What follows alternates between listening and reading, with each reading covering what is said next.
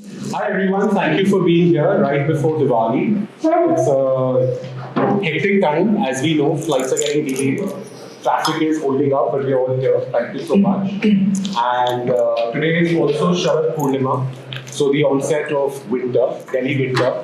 That's beautiful. So And pollution. and pollution, unfortunately. So, but you're right. Yes. So a big welcome to all of you, and thank you for being here. And we have with us Pavitra and Paul, who really require no introduction. And they head the Sarmaya Art Foundation, which is doing really brilliant work. And I'm sure all of us here are following the Sarmaya page already. If you're not, please start following it now. And so the idea behind this conversation today was just to have like a fun chat. It's just some art collectors and a geek having some fun, and nothing really serious in that kind of a way, because there were these messages coming in that what is the purpose of this? I was like, we can have some fun also when we're collecting art. So that's the basis of this. And I know you're waiting to say something. No, I'm waiting to apologize first for the delay. Because it's crazy to have people drive from all over the place and then the people concerned are not present. So, yes. So कोई बात नहीं Paul, देर आए दुरुस्त आए. और आप वैसे भी दिल्ली आए हो ना, so you've been from Delhi, we will allow you that. So you're allowed a little bit of leeway in that regard. Nanda साहब. Hello, namaskar. Now we can begin. Our chief guest is here. So the title of our conversation today, She Talks, He Talks. I think that's a very befitting title that was suggested, and something that you've done before also in AD. So having said that, it's more interactive. You're not looking at pitting you against each other. That's the idea. That's our usual. But we don't want to do that. But let's see how it all goes and where we head. So, so I would want to start with something very introductory, like your respective art journeys, in the sense looking at art, collecting art. When, where, how did it start for each of you respectively? Paul, you want to go first? sure. What happened to ladies first? I always give him the prerogative to let me go first, and he always chooses not to take it. Lo kallo baat. You can never win. Okay. So, like I was telling, some of the folks here, I grew up not too far from here in Ojas, and I grew up in this city with so much visible history around. So it was natural that I had some sort of a grounding and an interest in history. Of course, my father triggered me off with a little Vaseline bottle, which of course a lot of people know that story. But I'll say it in brief. He moved from Kerala to Delhi in 1948. And he said that, listen, buddy, you're growing up here, but never forget your legacy. You have a Kerala connection. So he gave me this bottle with 20 coins of Travancore in it. And of course, living in Delhi, you couldn't do much. And in any case, at that stage, when he gave me this, I was, a student. So broke beyond belief. So all I could do was hang around YMCA coin fairs and things like that and look at things. But it did spark an interest in numismatics as an area. And of course, there is a couple here who I must thank, Raju and Sheetal, who started me off in the early days. And when I decided to take a more serious interest in coins, they said, listen, what is available here is mostly Islamic and Mughal. So that's what set me off. And of course, the good thing was that Mughal, after a while, one had to kind of decipher the coins. So I didn't know the language. So I spent about 8 years learning Urdu to be able to decipher. Even now, I'm not because I still depend on Cheetal for the most part, because these coins come with, wedged, very details which you have to kind of construct back. So anyway, that started, and then what was interesting was even 100 years ago, many of the mints that were mentioned on the coins were named differently than what we have today. So there were all these fancy names which didn't have a modern contemporary equivalent. So one started to hunt for old maps, and then from maps it went to prints, engravings, and finally, once when I was in London, I came upon this cache of photographs from the mutiny by a Italian photographer called Felice Beato, and that in many ways concluded that Mughal history journey, because the mutiny ended the Mughal dynasty, right? So, and to have actual photographs from then. So these four genres start, it was supposed to have only a Mughal thread, but then as is with collecting, it's a disease. So if some of you have not started on this journey, I warn you. That's not a good disclaimer. Yeah, not for him, not for her. Come on, guys, protest. But the fact remains that... Very safe because it is an addiction. Yeah, it's one of those, like the Nawab of Jhajjar riding a tiger. Once you get out, that fellow is looking back, growling at you, so you better stay on his back. Anyway, having said all of that, one started getting interested in the genres itself, and so that expanded. So one part. The other part was, of course, whatever we call, indigenous art, community, traditional community art forms, whatever. And, it started with a visit to a complex of ancient caves south of Bhopal called Bhimbetka, and there were these, there are about 600 caves there in the entire forested area, but there are a few that are open to the public, and they have fabulous cave paintings, which are 12, 14, whatever, 1,000 years old. And that set me off on a local Madhya Pradesh related journey, saying that if this is the legacy of this place, there must be more. And the tribal art forms, whether it was Gond, Bhil, etc., and they were there. They were there in Bhopal, and on that very visit, I went to Jangar Singh, house, and met his family. He was dead by then, of course, and first acquired a few Gond paintings, and then that genre took off. So, it became a study of community art forms across the country. So you started your Gond collection with Jangar as well? With Jangar as well. That's a great start. Yeah. So, of course, what happened, there were one or two interesting anecdotes, because when I went there and, Nankusia bought out this collection and she says, ये आखिर के 18-20 painting हैं, आपको 10 से ज़्यादा नहीं दूंगी मैं, मेरे को भी कुछ रखने हैं. And there was one painting where, a little bit of the eye was missing. So I said, ये complete नहीं है क्या? So she said, oh, अभी कर देते हैं. So she told her son, who is today one of the most, brightest of, artists in his own right, Mayank. He quickly sat and painted the rest of the eye. So that needs to be off record. Yeah, but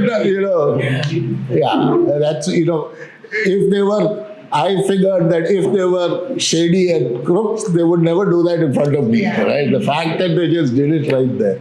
And then, of course, I went to Durga Bai's house, I went to Suknandi's house, and I met pretty much the senior crowd there and started that journey. So today, Sarmaya has a big collection, which is, representative of, community art forms from across India, whether it is leather puppets, Toluba Mulata, whether it is Madhubani, Fad, Matani Pachedi, etc. So there's a very good collection. And there, people like Anubhav have played a role, because, there are not too many galleries that, actually patronize and support community art forms. Of course, in all of this, Because 2000. he said. Yeah. So Yeah, we got to get to the she. Yeah. She, once she gets, then I won't have a he. So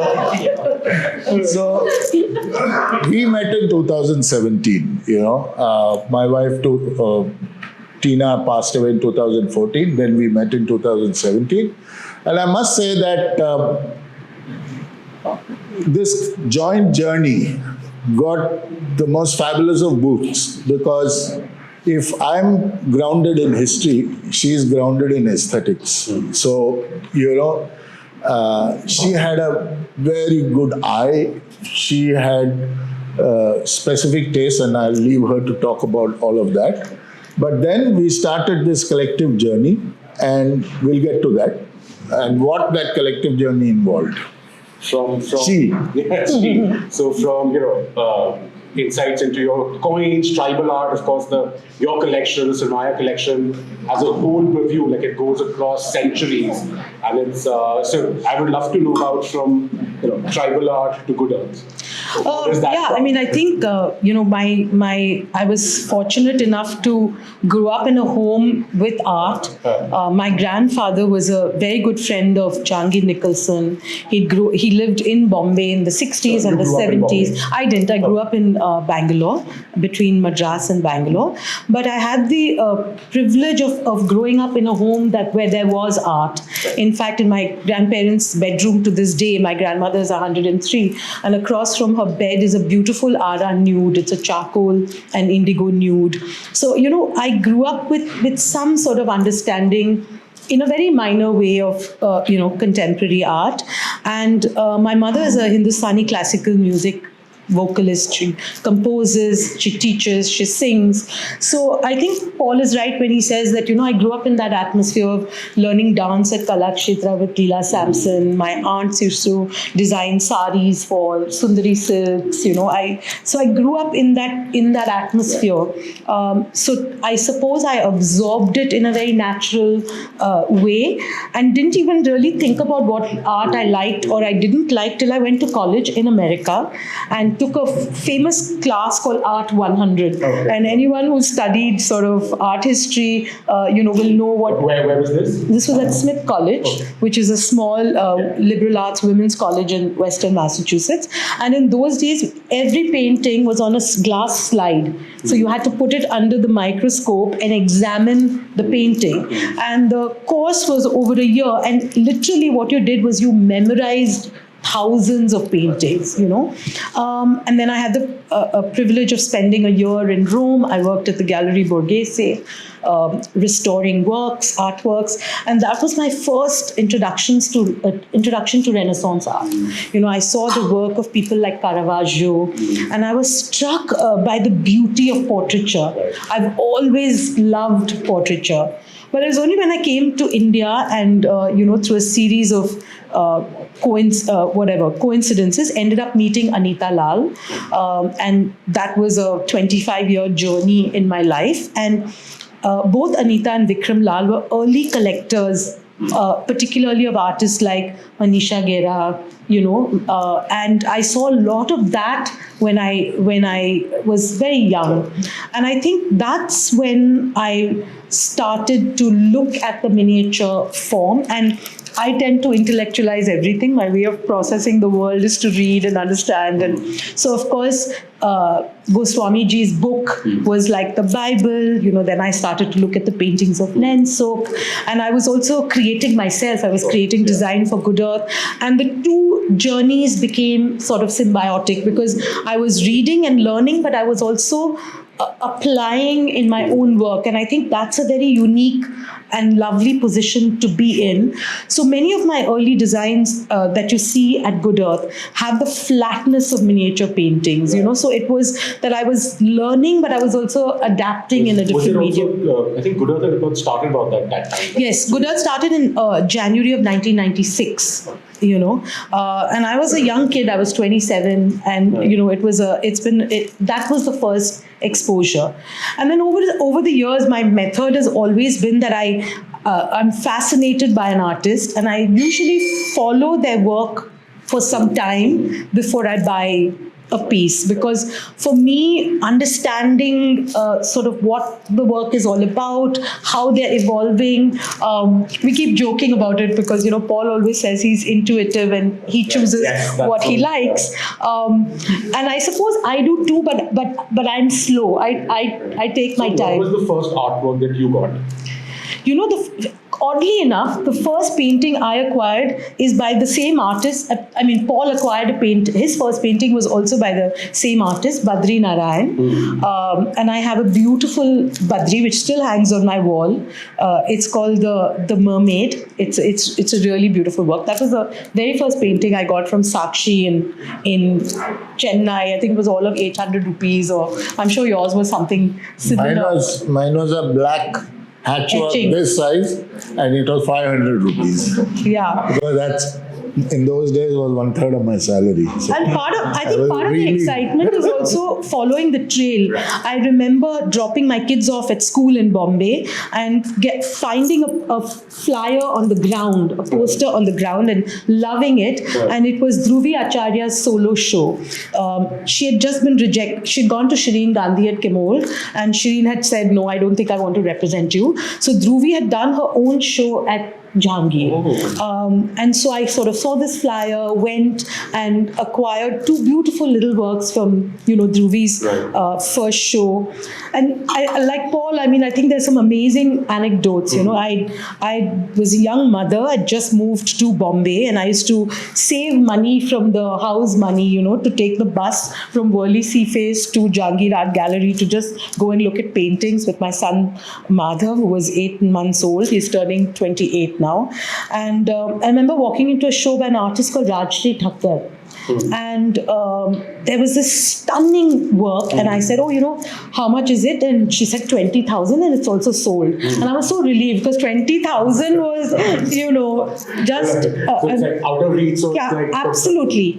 But I'd go back because the show was on at Jahangir for 3 weeks, and I was a young mum. I didn't have anything to do, so I'd pack a little tiffin for Madhav, and we would take the double-decker bus to Jahangir, and I would go and look at that painting. And I asked her once who bought this, and she said, Tina Ambani bought this painting. No, although we do have a story like that. And so you think Tina Ambani bought this painting, okay. So anyway, the show ended and I wrote my name in her book, and I don't even think I had a cell phone then. I don't remember. I think this was before cell phones. Cut to about a week later, I don't remember now whether my doorbell rang or whether I got a call, but it was basically Rajshri, and she said, "Are you still interested in the painting?" And I said, "What do you mean? Isn't it sold?" She said, "It is sold, but I started thinking about why I make art. And I started thinking about what I want to do with my art. And I thought, yes, I could be part of a big fancy collection like Mrs. Ambani's, and that painting will be in her storage somewhere, and it may never see the light of day. But I felt if I gave the painting to you, you would look at it every single day. And that's why I make art." And she, true story, gave me the painting. I paid it off in monthly installments of 600 rupees. It took me over 2 years to pay off that painting. That painting still hangs on my wall. I still look at it, well, now not every day, but I look at it often enough. And I think ultimately what connects Paul and I think what we really love is not just the acquisition. Of course, it's lovely to acquire it, but I think what we really, really enjoy is looking at the work, talking about them. They evoke something, and I think we're very lucky to be able to share that as well. I'm sure it happens that there will also be like works you may not agree on. Oh yeah, lots. Lots. So is it like all the works you get, both of you are in tandem, both of you agree to disagree, or you disagree to agree? How does that work? We disagree to disagree. What do we do? How do we resolve when we don't like? Well, I think, if I passionately say I don't like it, or if she passionately says she doesn't like it, we give it a break. That's true. Give it a break, and then revisit it, and if we still are continuing to feel that way, there have been instances where I've said, okay, forget it, and she's said, okay, forget it. No, I think but we'll oftentimes finish. she gets her way. I was going to say we buy for different reasons, because obviously, Paul is building an institutional collection, and I think one of the byproducts of us getting together was the fact that I did have a professional eye, because I do acquire art for clients. I'd been looking at art for many years. I came from that world, so I think certainly my opinion matters to him. Always. And I think I am also very conscious of the fact that ultimately we have a home together, and that we share with our 4 children, now 5, we have a daughter-in-law.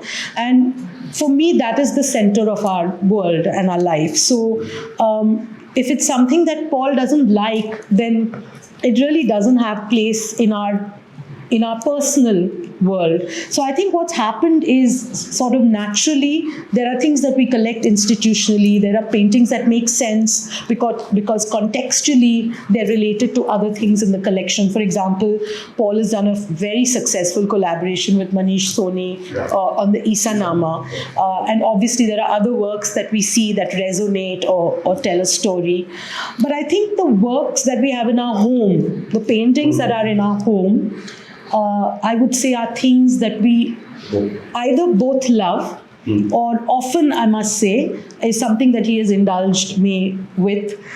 There's a sculptor that I love. His name is Ramesh Mario Nityendran. I don't know if anyone's seen Nityendran's work, but it's quite crazy because it's SpongeBob meets... SpongeBob on steroids. Yeah, it's SpongeBob on steroids. It's totemic. It's got all kinds of stuff going on. I think I'm very attracted to it because as a creative person, you need courage, right? You need to be vulnerable and you need to have courage, because ultimately what you're constantly exploring is your own expression and what you can say. And I think what I love about his work is that it's so crazy, it's so out there, but it's so perfect in technique.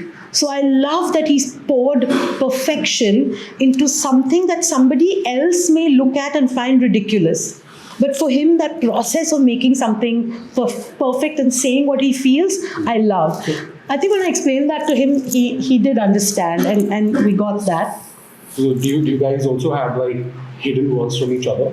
Yeah, he has tons, let me tell you. So as I understand, it's like if it's in the house, then of course it's in tandem with both of you. Otherwise, it can just be. No, I don't hide. He hides everything: books, coins, manuscripts, maps. My mother-in-law. What I've said. Okay. Tell the truth, Mummy. My mother-in-law, Paul's mum, who is without exception the most lovely human ever. And Mummy never criticized or never passed judgment. She would sit in the living room every day with the sun pouring in, and packages would come, and Amazon would come, courier deliveries would come, paintings would come, paintings would go, and she would just be shaking her head in complete bewilderment. And I think I have taken that role now. I just watch the parcels come, the parcels go, and only when we move to our new space, which I'm sure Paul will tell you about, I realized the extent of his hiding in, because boxes started coming out of everywhere. And Paul was sending massive quantities, mainly of books. He loves his books and coins, over to the archive. True? Yeah, I mean, you see, the thing is, I said that there's been a collection, and I, always say that to the staff at Sarmaya too. I said, learn the collection. There are 9,000 objects there, Learn the bloody thing, figure what we have before you start saying, we should acquire this and that and all. So you have so much, So figure that out. And then, you'll, instead of greedily wanting everything, you'll say, okay, maybe we should take only this and only that. Actually, I must say one thing that I really respect and I learned from Paul is that he really, when he acquires something, his coins, for example, very often, in the evening, the household is asleep. We're all on Netflix or on wherever, in our rooms, Paul will diligently sit at the dining table, and every coin, many from you, that he gets, because he reads and writes Urdu, he will read the coin himself. He will research the mint. He makes these little parchis which he puts into these little packets. I can safely say every single coin in the collection, the primary research has been done by him. And every little packet has a handwritten note where he's put down the details. And I think, jokes apart, I think, honestly, for me, that's something I found inspiring and attractive. The fact that I don't think what he collects is for others. I mean, it is in the sense that he wants to make the collection available to a much larger audience. But I think fundamentally, he's the boy who got the Vaseline bottle from Papa. And, I always say that he's endlessly curious and forever on the threshold of life, and that's just the most endearing thing I think about him. He's not a cynic, and everything he collects, he looks for meaning in it, which I think is quite lovely. Yeah, because all the objects have stories, and sometimes it's just, if you sit and dream about the things, so I'll have a nisar, which is a small, typically a coin, which the kings used to throw into the crowds, right? So now those are rare to come by. So I'll get that, and I'll go on this trip of some king sitting on top of an elephant and putting his hand in and throwing, and it's just unbelievable, the transport. It's a bit of a Walter Mitty kind of situation, but I just love that. I mean, the latest, I'm trying, we used to always talk about how there are only so few women who had issued coins or are on the face of coins and all that. And recently in a conversation, someone directed me to an article by a gent called Pankaj Tandon. And there are over 100 in India. And in ancient India, modern India. How many do you have of those 100? I don't know. That's the whole point, because I didn't collect with that perspective. So today we were just chatting, and he's bought, he says, 7, 8 of those women who are there on coins, Raju. So I'm so delighted to hear that. But speaking about women, I think one of the things perhaps that's been of particular interest to me, and I've perhaps brought that perspective to Sarmaya, is not only the contemporary miniature, which I'm fascinated by, but also women miniaturists. Because I think much of the dialogue around women painters, I mean, even in Europe, I mean, if you look at, in the Renaissance, it wasn't that there were no women who were painting. It's just that women's paintings were not taken seriously. Or not even accredited at time. Yeah, and everyone rushes to see the Mona Lisa, but before you turn in, there's this tiny painting by Artemisia Gentileschi, which is just before you turn in, which is Judith killing Holofernes, and it's a beautiful. So I mean, there were women who painted, and they painted powerful works, and they painted death and murder and deceit and destruction. It wasn't like they were painting lilies and flowers and that's all they ever painted. So I think women painting miniatures, and in your show as well here, I think that's something that I have loved in this show. Talking about women and love, what about, you got to give us an arty love, the role of art in your love story. Oh God. I'm sure there's some arty stuff happening there. Gifts you guys gave each other, or what, the role of art, since both of you have been so passionate about art. Actually, the really refreshing thing is art had no role in our love story whatsoever. Actually, it didn't. He's thinking. I mean, art certainly has reduced my bank balance. I have nothing to say to this. I didn't hear that. But But no. giving you so much pleasure and so much other. I remember our first conversation. We have had many journeys together hunting for art. I mean, to give you a that's classic true. story, when ARC was having a show, she's been tracking Jethro Buck, right? And she says, oh, there is Jethro being brought to that show. So we pack our bags and go off to Baroda to see the show. And of course, That's a lovely show. Jethro's work is stuck in customs. So he had an empty space in the wall and said, this was supposed to be Jethro, but it hasn't arrived. And then, of course, when it got cleared from customs, the gallery owners decided to keep it. They said, it's a nice work, we want it. But the benefit of persistence, because I had been Instagramming Jethro for about 5-6 years at that point.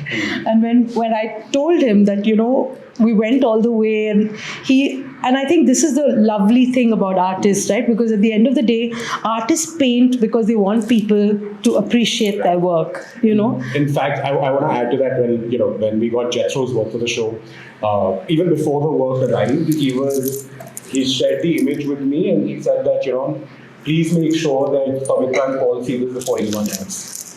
Because, he was very keen that you guys see it and possibly acquire it, which you did. I think that is one of Paul's indulgences, actually. Because when Jethro gave us first dibs of the show, it was a show in London at Crane Calman, and I had never in my life even contemplated buying a painting in another country. Like, these are not things that one did, right. One accepted that it was beyond one's means and one's access. But I think that, Baba, now I'm remembering some good things that you do.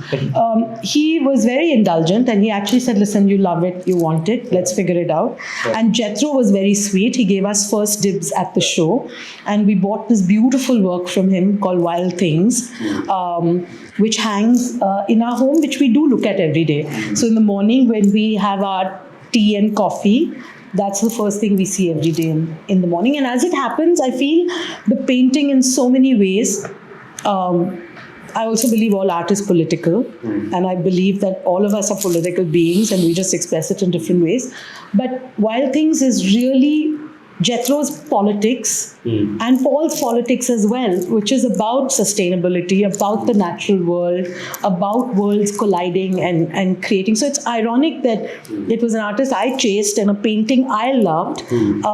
But in terms of the work being meaningful, I think it really resonates with his life and his journey. So similarly, any artist that he introduced you to in that kind of a way that is...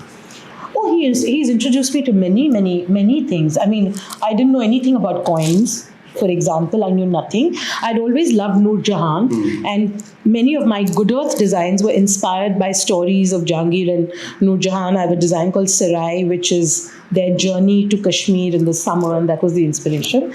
But Paul introduced me to photography, and I think what Paul has helped me do is things that I've loved aesthetically, he's given me a context. He's helped me understand the history.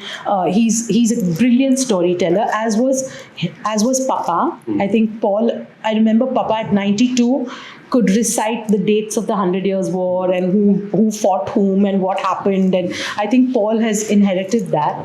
So I think he's given me that context and introduced me to, say, artists like Trinidad, whom I didn't know at all. There's a lot of those artists that I wasn't familiar with, and he has, of course, a very, very extensive collection. Since we're talking about miniatures, I would love to hear your thing about the Isanama that's such a passion project. You've been working with Manish Soni for so many years on that. So when did that start? And where is it now? So it's a 7-year project which is finally ended. Okay, it's ended. Yeah. So I'm sure you could commission a few more folios, so it could go on. No, it goes on. Actually, the last one was commissioned after I formally ended it, because I felt that amongst the miracles. So this was, I don't know if any of you know. I come from Kerala. I belong to a community called the Knanayas. And the Knanayas were originally 72 families that migrated from southern Turkey and settled in Kodunallur, in Muziris. And that's why the term Muziris was associated with the festival, because it was an ancient Chera port with, Romans and, Arabs and Chinese calling at it regularly. And so obviously there was some reason for this group to come and settle down. And at that time, Christianity was all east, you know. It was moving eastwards from where it started in present-day Palestine, Israel, towards Africa, towards Asia. And subsequently, of course, it became a Western religion when the Roman Emperor got converted and the politics shifted it to Rome and the Latin Church. But what was there in Kerala was a very Eastern-oriented church. And the iconography of everything was Eastern. And in 1599, one of the Portuguese bishops came and he actually gathered it all up and burnt it and said, you guys are heretics, your worship and practices are very different from what should be the Latin practice and owing allegiance to the Pope. And so I said, you know, if all of that hadn't happened, and if the thing had remained largely Eastern, what might have been the visuals associated with the life and times of Jesus? He wouldn't certainly have blue eyes and all that, no? So I got, you know, hold of the context in which to try and recreate that, and that was the Hamza Nama, because that was Akbar's atelier. It was a slightly larger format. It had the roots in Persia, and you know, the Kerala church, before this Portuguese intervention happened, the reporting chain was from Kerala to Rivat, which was in present-day Iran, to Seleucia, which was in present-day Iraq, and then to Antioch. So I said that Persian context is you know, a good reference point. So we used the format of the Hamza Nama. And then there was a miniature artist who came from a fantastic pedigree. His grandfather was one of the most famous miniature painters of India in modern times, Badrilal Chitrakar. And this guy was, you know, he had spent his life literally being told, here is an original, make me a copy. Yeah? But they would make it so well, you couldn't make the difference out, right? So it reached that stage where the talent was incredible, but the poor guy was stuck for a lack of originality, you know. And so he was delighted to partner. And what I would do is I would talk to him about the scene, the context, read a couple of the biblical passages, talk about the characters and all of that, and then he'd go away and visualize it in his own self. So we've done 32 works, and we named it the Isa Nama. It's complete now, and hopefully we'll do some stuff with it. We're hoping to get a publication done and then bring the thing.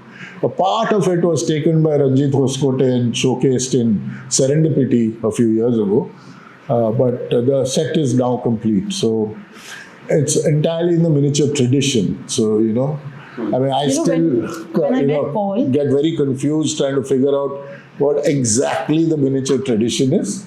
But yeah, I'm getting there. So when I met Paul, he was already working on the Isa Nama. And I think this is a great thing of that, you know, him doing things intuitively and instinctively, and me coming from this other world where there's a context in which you see it. And I was absolutely struck by 2 or 3 things. One is, of course, the sheer audacity in the times that we live in of telling a Christian story in a Persian style by a Hindu artist, and how rare that is in the time that we live in. And I think that's something that many museums, not just in India but across the world, have applauded Paul for. He was invited to the Rietberg, in fact, to present a lecture on the nature of contemporary patronage. And I think immediately I saw that this was something that had far greater reach and also far greater importance and significance even within the Sarmaya journey, because one of the things that we always talk about at Sarmaya is this idea of representation, which is that if we only see paintings of people who don't look like us, how does that impact our own sense of agency and power?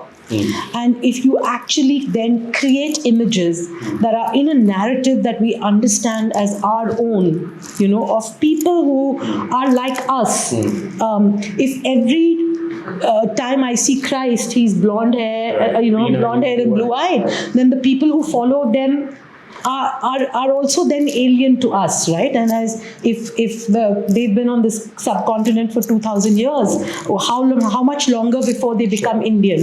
So I think there were many themes within the Isanama, and of course there were many ideas within the Isanama which have actually become guardrails of our Sarmaya journey as well, because I think this idea, ways of seeing, of representation, even within the paintings, for example, I said to Paul, and I think he actually did do that, is, the simple thing of Jesus washing the feet of disciples.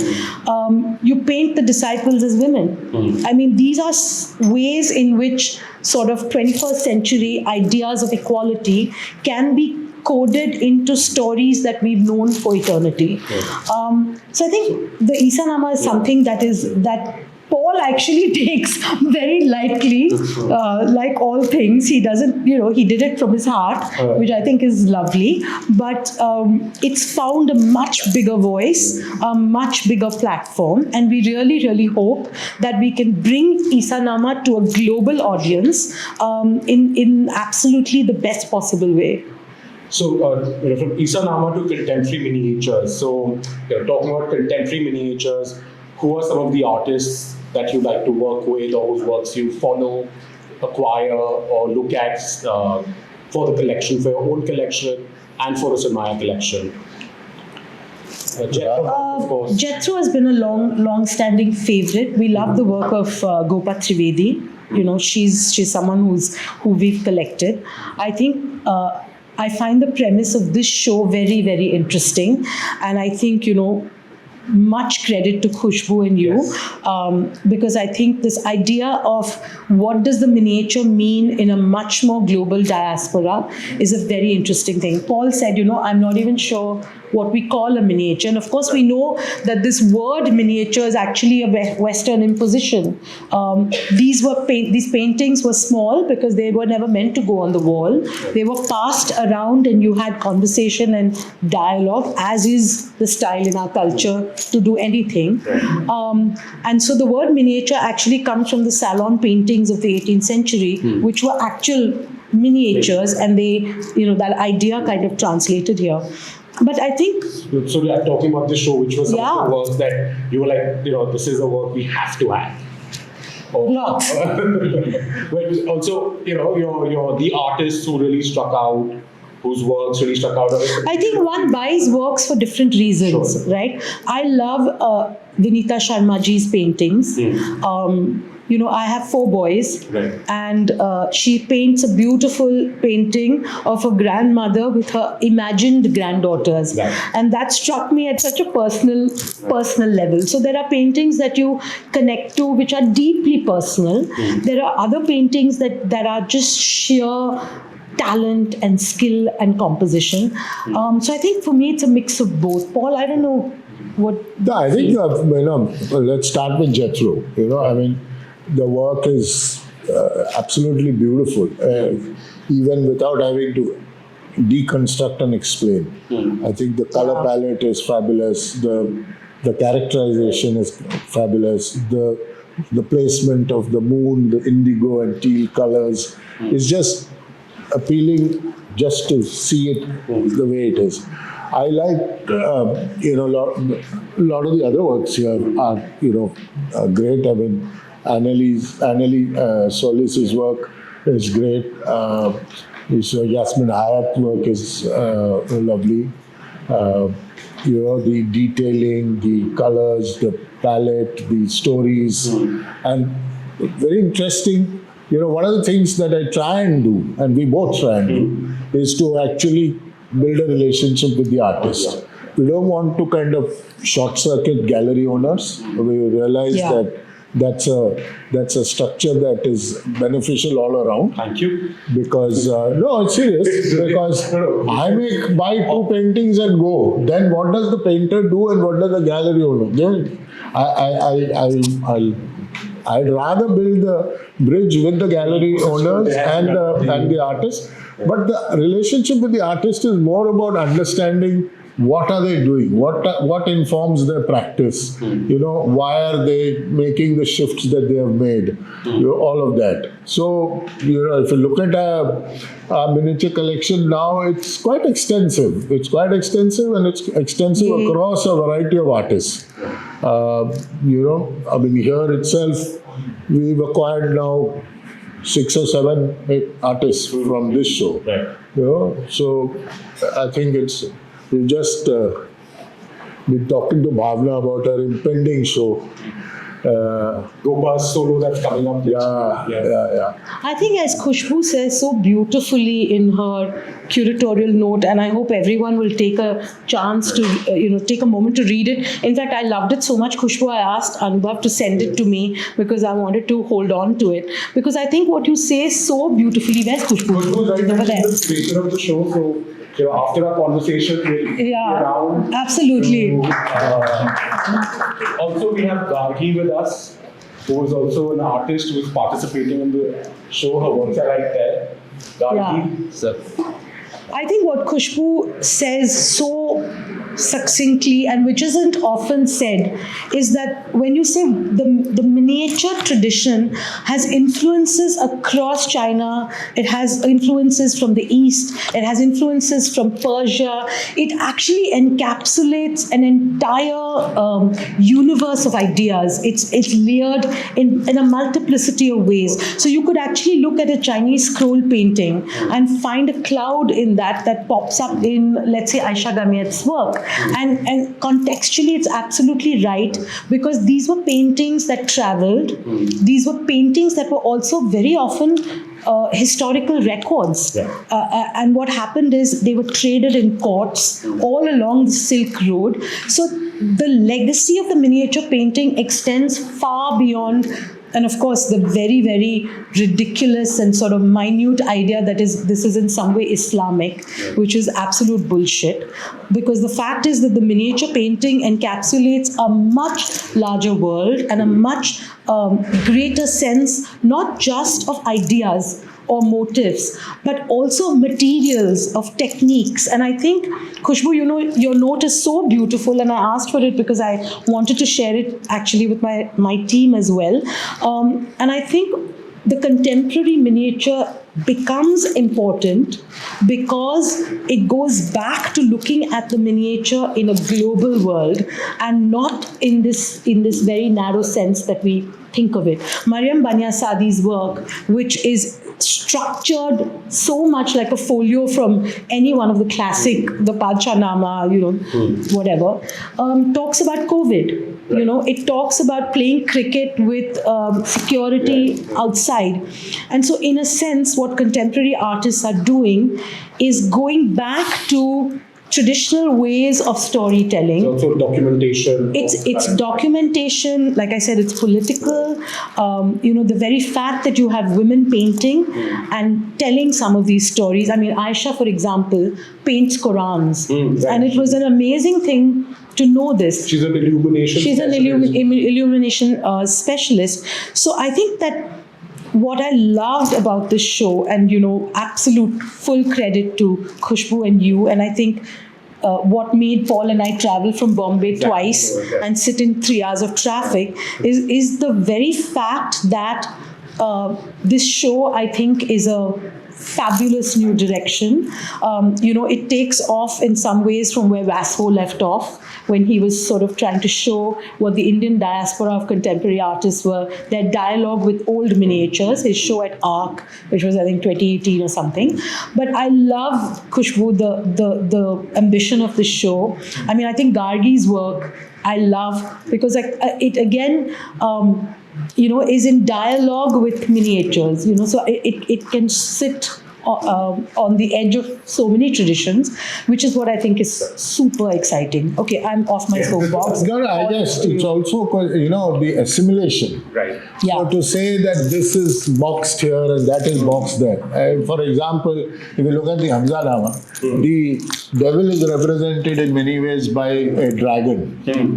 And the dragon is essentially a Chinese motif, and it's traveled up and down the Silk Route.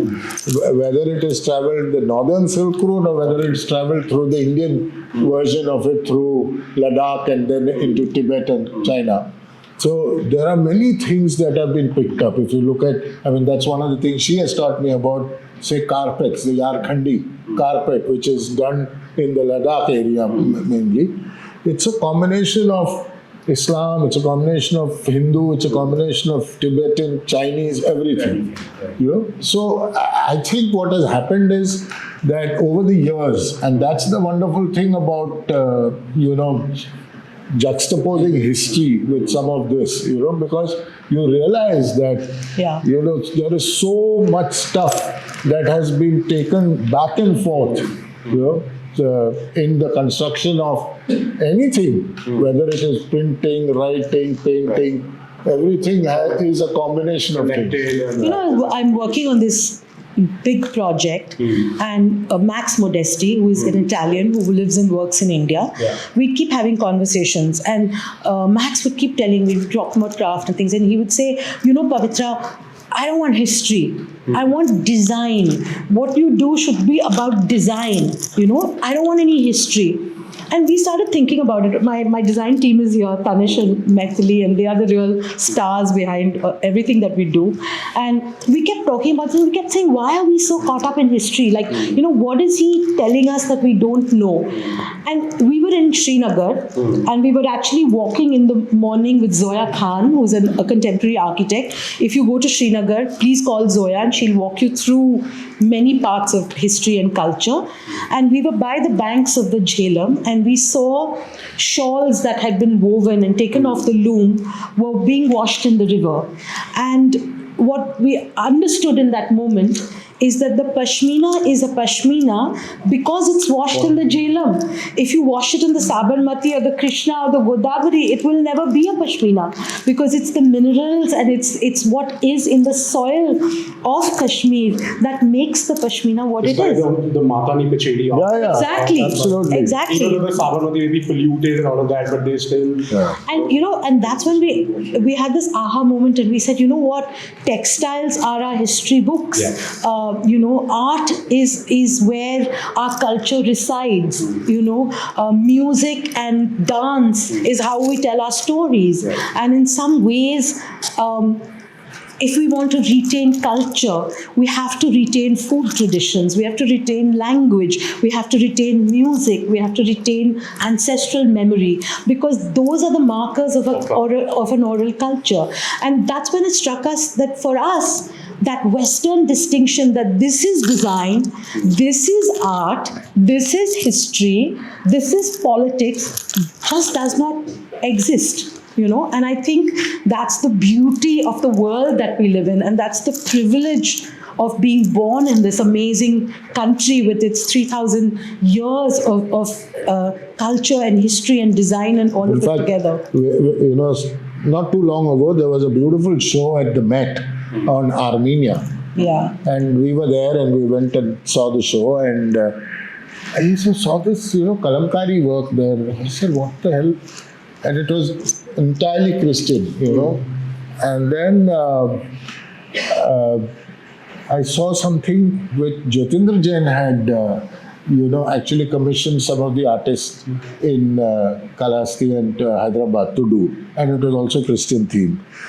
Then when I was reading one of the books of Tavernier, and this guy made multiple trips to India, Frenchman, to Golconda to pick up diamonds, basically, and he used to take 10,000, 20,000 diamonds back, first dibs to the French court, and then he would sell it around. One of his journeys, he got stuck in Bandar Abbas in Iran, and he actually was looking for transport to come to Golconda. And there was a ship in the port which had bought fabric and textiles from India, shipload from the Sultan of Golconda's court to be sold not only in Persia, Iran, but all the way up to Armenia. And a lot of those were commissioned works. and Christian themed. And we are talking now 400 to 500 years ago, right? So that stuff happened. And suddenly you find one of those works sitting in an exhibition in the Met in, about Armenia. But it was made in good old Kalahasti in Andhra Pradesh.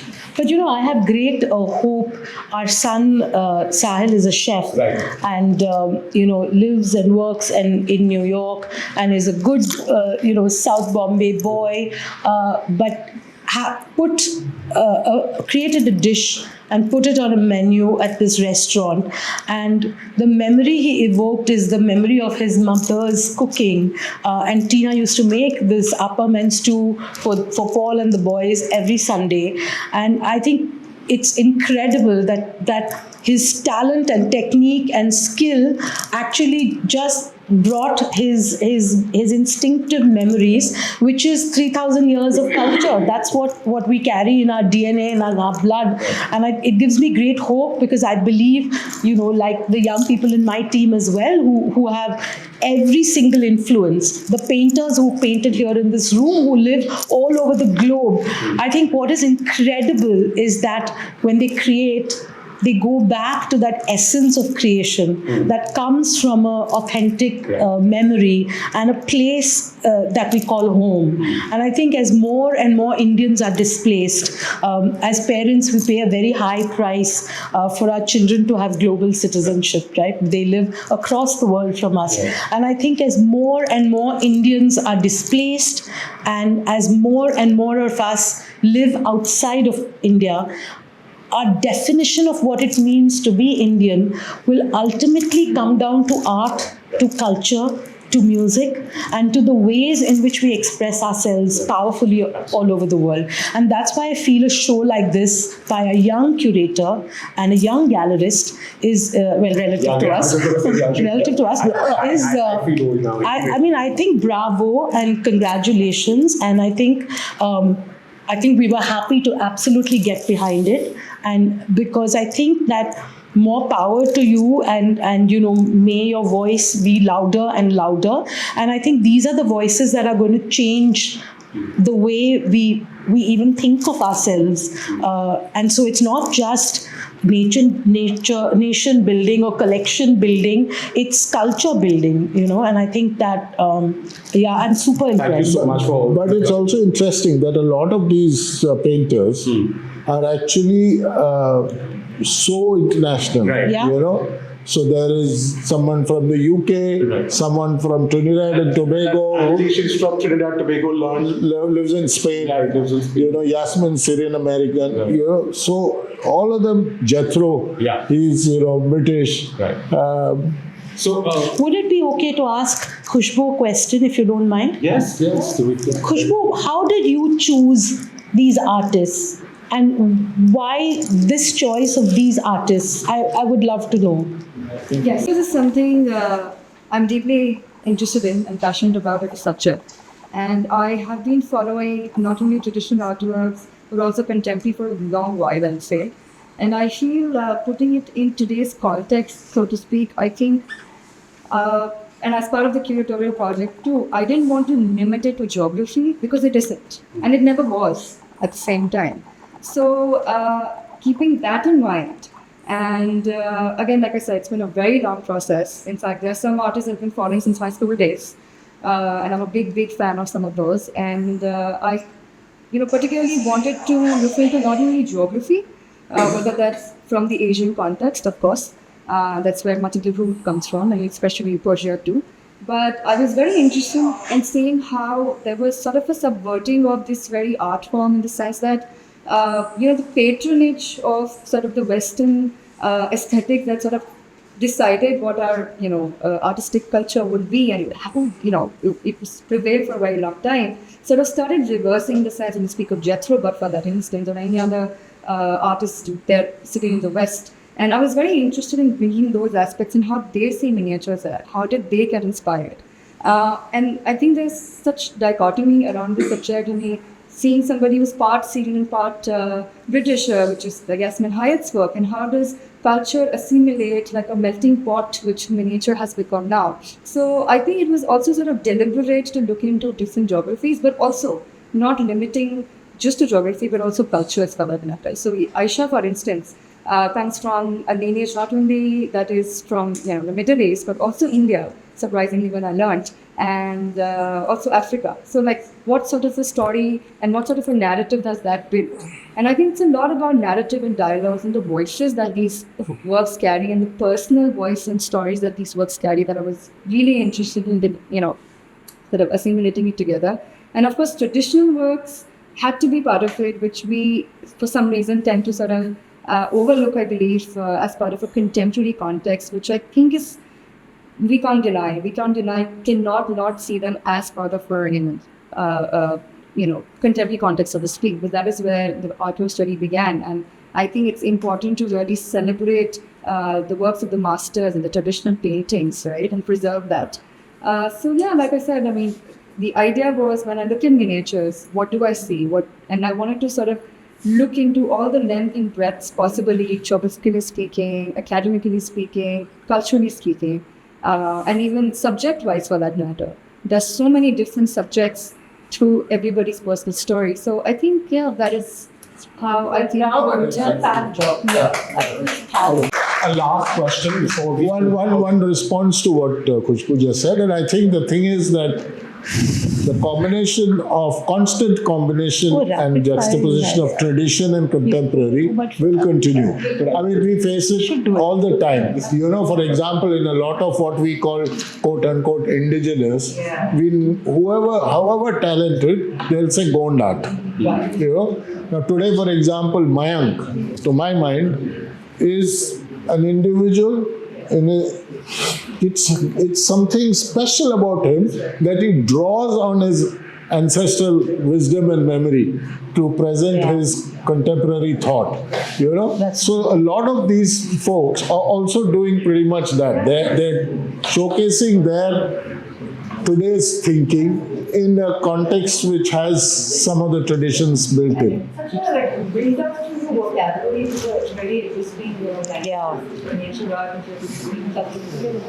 So we're going to move on to this really fun section. But before that, People are waiting to go home. The new space in Bombay. I think I want to know about that. The new space that you guys are designing. We're seeing pictures on Instagram. Just a little bit about that. What is it about? What are you looking at doing there?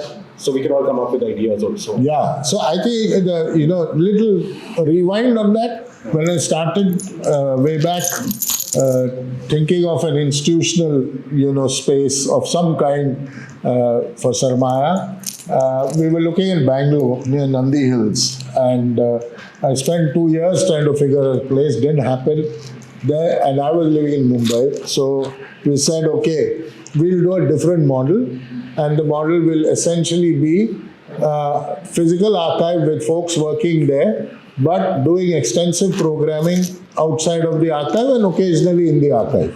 So we did a lot of work, education with kids. We have partners like Pratham and Learning Links Foundation, which have very large footprints amongst kids. So we do that, create content, do workshops and things like that. We do talks. So we were not bound by the absence of a space. In fact, it actually made us more nimble because we could do stuff all over the place. But it's reached a stage where today we feel that we need a front-facing space, because now we've digitally told our stories, we've done it through events and things like that. But now we need a space which is, as Pavitra says, lends itself to micro-curation, and I say it lends itself to experiencing it close. I have always wondered when I stand outside a glass case, could I open that case and just touch that thing? And it's not possible, right? But when you come to Sarmaya, you can. You can touch 500-year-old books, you can touch 2,000-year-old coins, you can, pick up this art and have a look at it, do all of that and listen to all the stories that surround them firsthand and close quarters. So I think this new space is meant for that. Cool. So we have a little fun rapid fire round now. Baba, rapid means one word each. So there's also a little hamper. Vinita. So we have a hamper. Though I don't know if this hamper will be of. Oh, if wow. It'll make you competitive. I'm fully. It's going to the same house, whoever wins. No. He's going back and I'm not. So Oh, okay. hamper staying with one or going with So I'm like one. putting the hamper right here so you Chalo. can see what. We are very competitive, by the way. This will really get us. So- Babs, you ready? Okay. the Wait, other who's thing the judge? I'm just going to tell you. Where's my sister-in-law? Oh, she's in the room. Yes, she's right there. Oh, okay. Tessie on my side, right? Chalo. So the thing is that you guys can answer individually together, however, but the audience will judge who's the winner. No, but how does that work? We'll be shouting over each other. That's what we allow. Okay, so we're gonna start this, and it's gonna be. Thank you. I've already won. You've rigged it. Always. Always. That's the way to go. Yeah. We women need every advantage we can get. So, okay, we're gonna start. It'll be really quick. So, modern or contemporary art? Modern. Contemporary. Contemporary or tribal art? Both. Both. Tribal. Delhi or Bombay? Bombay. Bombay or Kurg? Kurg. No. You mean Kunur? Bombay. Kunur always. Cool. Tea or coffee? Coffee. Tea. Preferred bank? Bank of Paul Abraham. That's my bank. My bank. Favorite artist? Oh, from this show? No, generally, favorite. In the whole world? Emotionally, Huh. my life started with Badri, Huh. and I've got a rather elaborate collection. So I would say emotionally, Badri. I would say Nilima Sheikh. I don't have her work ever. I don't think we'll ever get. But I love and adore her. And favorite artist from this show, since you. Yeah, I mean, Vinita Sharma ji. I would say Jethro. Yeah. Yeah, but that was before I came here. But there are others here I can start naming. Favorite artwork in your collection? Jethro Bach's Wild Things. No, I like Ramesh Marionet's Rainbow House. Yeah, I would say Jethro. Wild Things. Favorite artwork in someone else's collection? Oh boy. Oh, lots. I want all the Arpita Singhs that Kiran Nadar has. Okay. Silence. I have spoken blasphemous words. I think that answers enough. Artwork that you missed out on. Oh, we missed out on. Not an artwork, but we missed out on a book in London. Oh no, we also missed out that artwork in Tayyab's. Why did you crucifixion. buy that tire, Paul? Anyway, so that was. But, Many. This was something that I'd been chasing for years, and it came up in an auction. And who, Baba, told you that here's a catalogue with it, your darling wife? While he was scrolling Instagram, I was like, hey, look, your book is there. And then we went to London. Then you tell the rest of the story. Yeah, I got outbid. That's all that happened. So I can tell you the story with some bleepers. So we were sitting in the auction, and this book was a beautiful book of botanicals that Paul had been chasing for years. So we're in the auction, and there's this row, and there's Paul and me, and there's a moral to the story. And there's a gentleman sitting at the end, and everyone has a catalogue. And of course, people fall away, and then it's Paul bidding, and this gentleman bidding, and Paul bidding, and this gentleman bidding. And the gentleman's also on the phone. So I was sitting next to Paul, and the gentleman's catalogue was kind of half open, and there was a number written in it, and it was a 98 number. So I memorized the number, and I put it into Truecaller, and I showed it to Paul, and I said, Paul, it's unlikely you're going to get this. The moral of the story is, always have an Indian auntie on your side. That is the game changer. An underrated artist. Underrated. Oh, that's a good question. An underrated artist. I mean, I can list a bunch.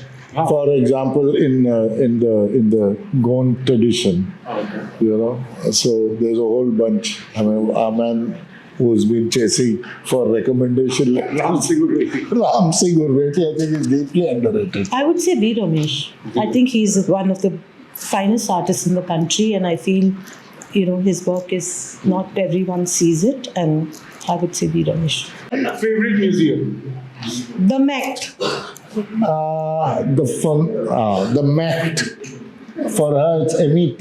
For me, it's MAEGHT. This is No, for me also MEG. Oh, it is. That's Okay. actually the most romantic. Yeah, that is the model for Sarmaya. It was a So museum then- set up by a couple. This was a museum set up in the south of France next to a small town called Saint Paul de Vence. And it was set up by this husband and wife, Mac. How is this rapid Mr. and Mrs. Mac. And their best buddy was Miro. And so the three of them decided to set up this very small, cute museum. It's up in the middle of nowhere. It's all green, forested, and there's this place. But the model is just perfect. They have a lawn. Miro took up, placing artworks in the lawn. So he got all his sculptor friends saying, make one for the lawn. So that there are many works that sit there by some of the top sculptors in the world. And then there is a building which has got one large hall and 4 small halls, smaller halls. The smaller halls always have exhibitions which are maximum of a couple of months. And the large hall is the family's art. And they show about 10 works, which they keep for 6 months and then they rotate. And I think it was 2000, maybe 18, and I had never been to the south of France in my life, and Paul took me, and we were in this tiny little car, and I was navigating. I'm the world's worst navigator, and we kept going round in loops, and he was very gallant, and he said, no, I get to spend more time with you. And I said, where are we going? And he said, no, we're going somewhere special. And then we went up to this place, which was Saint Paul de Vence and the Met. And in this big garden was this beautiful little museum. And I remember there was a constable on the big constable painting in the main room. The one of his collection, but the outside was, I think, Matisse. Yeah. On the wall. There was the Matisse on the wall. And he said, hey, will you build this with me? Remember? That's so sweet. It was What happened, beautiful. Paul? Used to be so sweet. No, it was. It's like ask my friend here. Adi will tell you. It's like tearing hair. Subverted your rapid So you have to think small. Anything massive is like just being stupid because these things cost money, and effort, and it's blood and sweat. So if you set up an institution, you've got to set it up in such a way that it's manageable, and that's one of the things that one grapples with all the time. And then, of course, you also grapple with legacy. What after your time? It has to be sustainable. You set up something massive just because one person can afford it, and then it starts to kind of... No, our children always say that don't worry, it doesn't matter that we don't own a home. We'll all sit at Sat Rasta and we'll use Souza and Badri and all as shields when the rain comes in the monsoon. Those are real. No, I'm serious. I mean, it's not easy. It's not Yeah. easy. And at the same time, I've talked to so many artists, and they say that, it's a very emotional journey for them. They create a work and it forever disappears into somebody's private home or a vault, and they never see it, they never get a chance to engage with it. So institutions that bring it back and re-engage, the artists also feel good to see their own work over the years, Last question. An art purchase that she doesn't know about or he doesn't know about. Oh, I mean, she never knows about what I do with all the genres outside of, So I have to say, I never have to fear losing my husband to another woman. I will only lose him to Usman Qureshi, Javed, somebody, some dealer in the middle of Gumidi Pundi who is calling call 99 times a day. So I have actually nothing to fear because his phone is filled with all these people who are constantly phoning him. I hide many things from him. I'm never going to tell. Give us one now. You could be then declared the winner. Oh, no. See, Paul has a terrible memory. So he doesn't remember anything. So it's very safe to sneak something into the house. And then when he finds it and he'll say, what, you didn't tell me? And you say, of course, I told you. I was staring at you and talking to you. You keep looking at your phone. You don't pay any attention to anything that I say. And I'm sick of this. Then that's the way to win that. So you're just scared that you might say, I'm sick of you. Never. So guys, who's the winner of this hamper? Those go to the same house. No, it has bhujia and all, he can have it. It's all Oh, she's saying that's still mine. I said, give it to the right person. Huh? I said, give it to the right person. Yeah, thank you. Thank you. Jointly because you both did pretty well. What? We're very competitive. One of us wants to win. But thank you so much, guys. Thank you. Thank you so much for Thank you. for this lovely So sweet. conversation. Thank you. And yes, we are here for questions, interactions as we walk around the exhibition. is that I'm taking it. The paintings are all on the walls. But I think it's lovely to have so many friends in the room. I think that's really sweet. Thank you all for braving this city and its traffic and its God knows what. Family and friends, I think for us that was always the dream. Sarmaya would be with family and friends. So lovely to have everyone here. And we're looking forward to having everyone in our space in Bombay and hoping to do exciting things there as well. Question: which exactly is the space in Mumbai? The new space is on DN Road. If you're familiar with Mumbai, it's the stretch between VT and Fountain. Yeah. The West Gate. So the building is called the Lawrence and Mayo building. It's a very old. It was built in about 150 years ago, 1870 something, and I think personally for me as someone who works in architecture and design, when you think about sustainability, it is about renewal of old spaces, and often we don't want to touch that because it's very hard and you can't really put your footprint on it, and it's way more complicated than a new space. But I think we both felt that part of Sarmaya is not just the art, but also how we feel about sustainability, how we feel about restoration. So it is a very, very special space because I think what we've really done is tried to be very faithful to the architecture. We've exposed this beautiful old teakwood ceiling. We've tried to bring back every little pinched detail in the arch, and and I think it feels like a great space already. And I think when everyone's there, and we're looking forward to welcoming all of you. You're not coming. In Bombay for the art fair, and we want to open our space then. We're going to open with a lovely show if anyone's in Bombay, which doesn't have a name yet, but it really is about the Sarmaya journey through objects. Okay. So the first objects collected and kind of how we've ended up. So many of the questions you asked, the objects will be there. So thank you for the little... Thank you so much.